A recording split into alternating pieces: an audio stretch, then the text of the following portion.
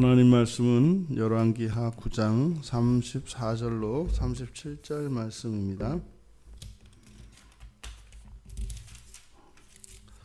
우리 같이 한 목소리로 함께 읽겠습니다.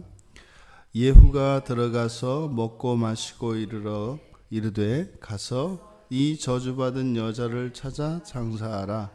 그는 왕의 딸이니라 하매 가서 장사하려 한즉 그 두골과 발과 그의 손 외에는 찾지 못한지라. 돌아와서 전하니 예후가 이르되 이는 여호와께서 그 종 디셉 사람 엘리야를 통하여 말씀하신 바라. 이르기를 이스라엘 토지에서 개들이 이세벨의 살을 먹을지라. 그 시체가 이스라엘 토지에서 거름같이 밭에 있으리니 이것이 이세벨이라고 가리켜 말하지 못하게 되리라 하셨느니라 하였더라. 아멘. 예후는 하나님의 말씀을 확실하게 붙들었습니다. 그래서 엘리야가 예언을 할 때 그 자리에 있었고, 또 실제로 그 엘리야가 예언하였던 그 일들이 엘리사가 보낸 선지자, 그 제자 선지자들을 통해서 기름 부음을 받으면서 확신하게 됐습니다. 그가 확신하는 것은 두 가지죠. 자신이 왕이 될 것이라는 것, 그리고 지금의 왕, 이 요람은 반드시 이제 하나님에 의해서 물러나게 될 것이라는 것. 그래서 이 두 가지가 예후로 하여금 아주 신속하고 과감하게 이렇게 반란을 일으킬 수 있도록 하는 근거였습니다. 그런데 이 반란을 성공시킨 이 마지막의 장면을 살펴보면 그 예후에게 치명적인 약점이 있었던 것이 발견이 됩니다. 34절의 시작은 예후가 들어가서 먹고 마시고 이르되 이렇게 됩니다. 그러니까 이제 예후가 하는 지금 반란을 도모했는데 모든 일을 아주 성공적으로 다 마쳤습니다.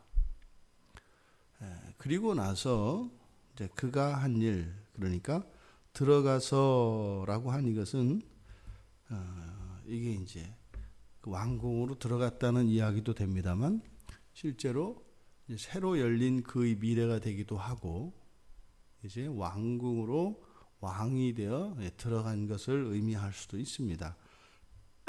들어가서 먹고 마시고 이르되, 그러니까 바로 이 오므리 왕조를 무너뜨리고 그가 맨 처음 한 일, 그것이 바로 뭐였다는 거예요? 먹고 마신 일이다 라고 기록하고 있는 것입니다. 종종 우리들이 신앙생활을 하면서 하나님께서 우리들에게 사명을 주시고, 또 우리들이 하나님의 뜻인 것을 알고 그 어떠한 일을 성공적으로 마쳤을 때 우리들의 일상에서도 일어날 수 있는 그 상황이 연출되고 있는 것입니다. 모든 일을 마치고 난 후에 들어가서 예후가 한 일은 먹고 마시는 일이었다. 하나님의 승리가 아니라 우리들 자신의 승리가 되는 것이죠.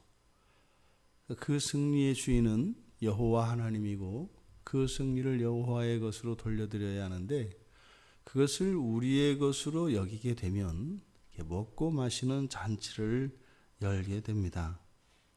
그 다음에야 이게 실컷 먹고 실컷 마시고 난 뒤에 그가 이제 생각이 났습니다. 그런데 뭐가 생각이 났냐면 이 저주받은 여자를 찾아 장사하라. 여기서 이 저주받은 여자라고 하는 것은 이세벨을 가리키겠죠. 그래서 실컷 먹고 마시고 시간이 꽤 흐른 겁니다. 그리고 나서 이세벨을 찾아 장사하라 라고 합니다. 근데 그 이유가 무엇이에요? 그는 왕의 딸이니라. 어제 말씀드렸던 것처럼 이 왕족이라고 하는 것은 당시의 일반적인 그 관습상 어떠한 경우에든 그 왕족은 그 왕족의 존귀한 신분은 인정받아야 되고 존중받아야 되는 것이었다. 이것은 일반 당시의 그 관습을 반영하고 있는 것이죠. 그러니까 예후가 먹고 마시고 난 다음에 들었던 이 생각 뭐예요? 창밖으로 그의 내시들로 하여금 비참한 던져져서 비참한 죽음을 맞이하게 했던 이세벨, 이제 그녀의 장래에 대해서 예후가 관심을 가지게 된 겁니다. 이게 뭐 그냥 별일 아닌 것 같지만 지금 예후가 일으키고 있는 이 반란은 그 하나님의 섭리 안에서 일어나고 있는 것이기 때문에 이 일을 우리가 아주 주의 깊게 살펴보아야 하는 것입니다. 왜요? 하나님의 말씀이 성취되어질 때 거기에 우리들의 사적인 인간적인 그 어떠한 생각과 인간적인 어떠한 목적이 일체 개입되어서는 안 되는 것이기 때문입니다. 그런데 지금 예후가 먹고 마시고 난 뒤에 이세벨의 장례를 생각하는 것은 하나님의 말씀에 의거한 것이 아니라 당시의 관습에 따른 생각이었던 겁니다. 뭐 이것은 사람들의 상식과 같은 것일 수도 있었겠고, 어쩌면 그 예후 주변에 있었던 사람이 차마 말하지 못하고 있었던 그러한 내용일 수도 있겠습니다.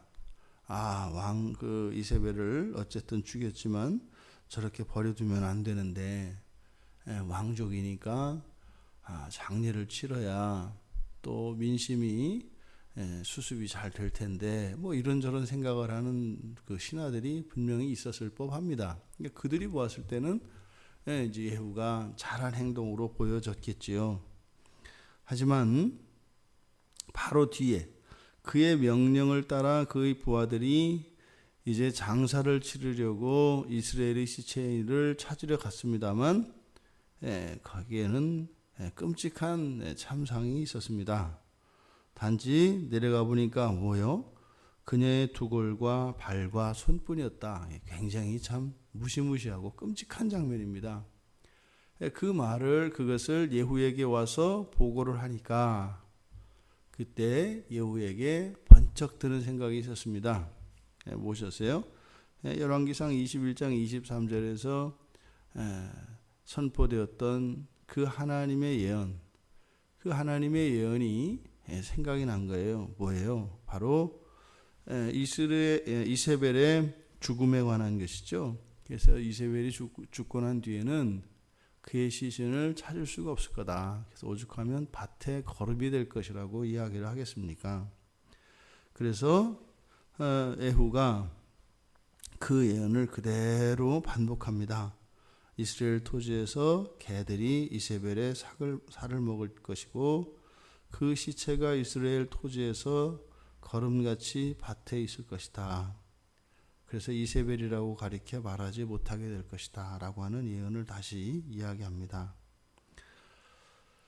하나님이 하나님의 사람을 통하여 계시하여 주셨던 그 말씀의 일부를 예후는 가지고 있었던 겁니다. 그가 붙들었던 하나님의 말씀은 무엇이었어요?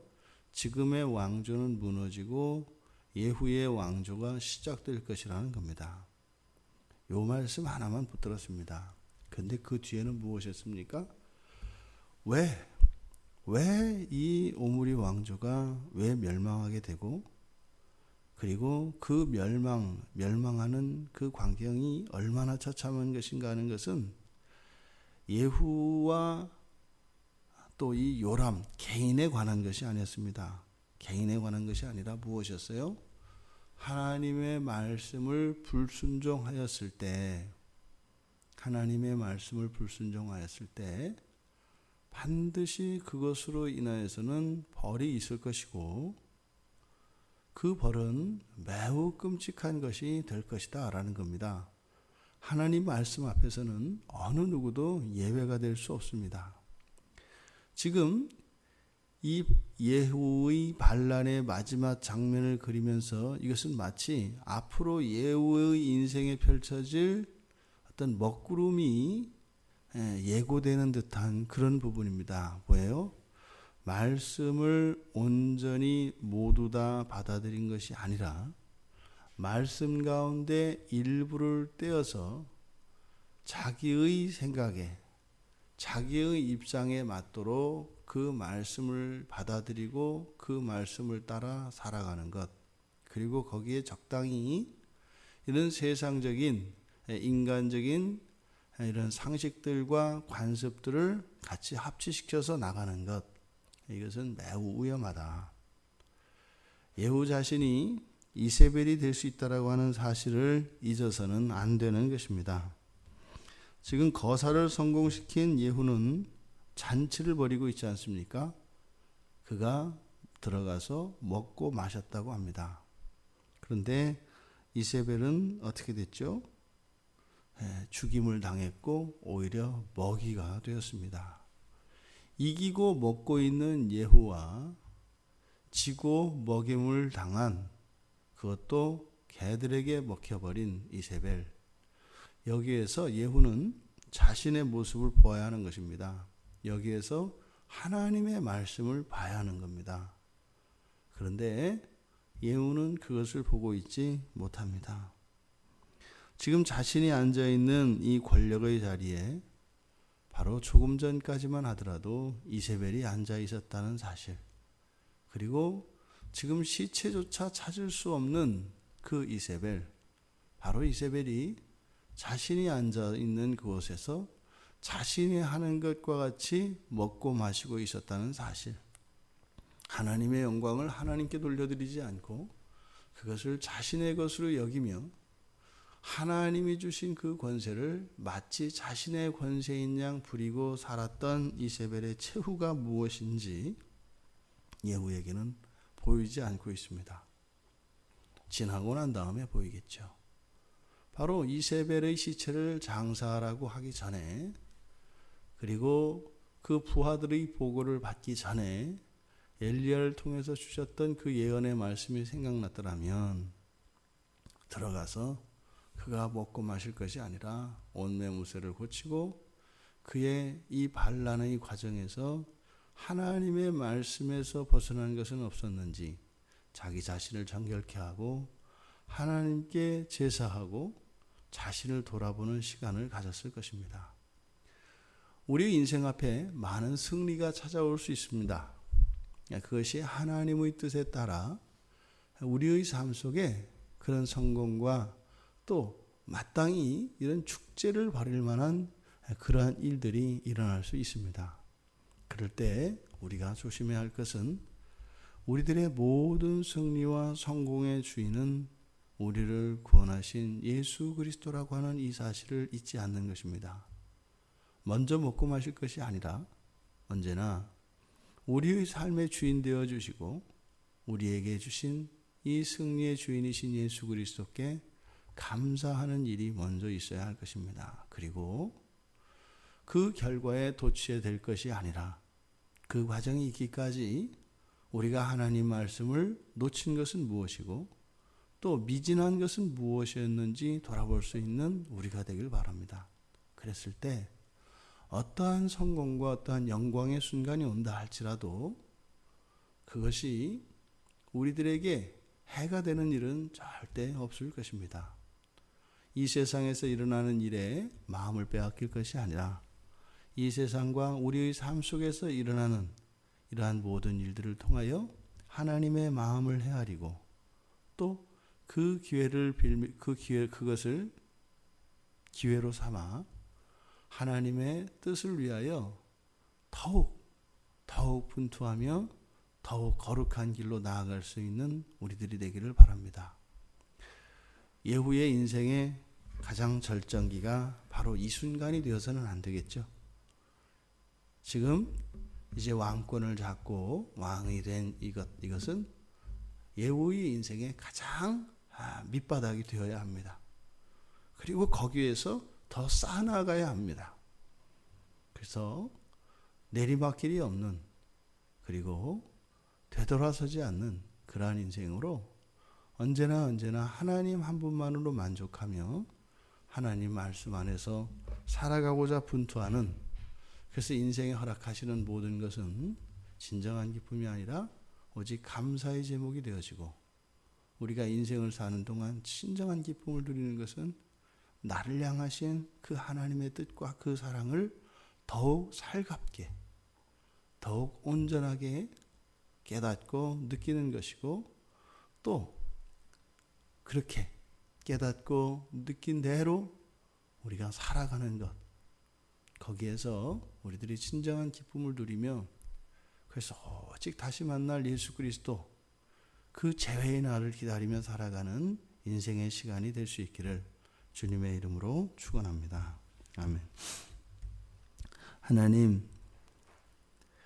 하나님 말씀을 기억하고 하나님 말씀을 따라 사는 것 얼마나 복되고 영광스러운 것인지 모르겠습니다. 또한 하나님의 섭리를 따라 그렇게 쓰임받는 것 참으로 복된 일이요 또한 영광스러운 일인 줄 믿습니다.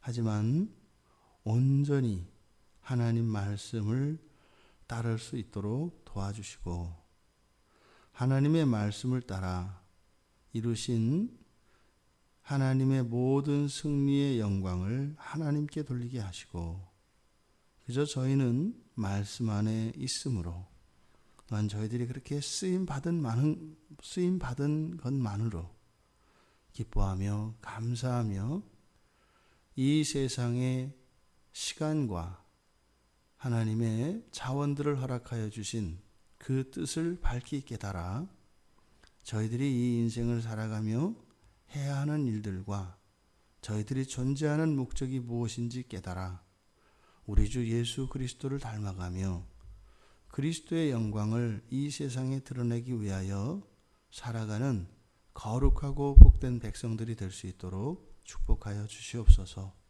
감사하며 예수님의 이름으로 기도드리옵나이다. 아멘.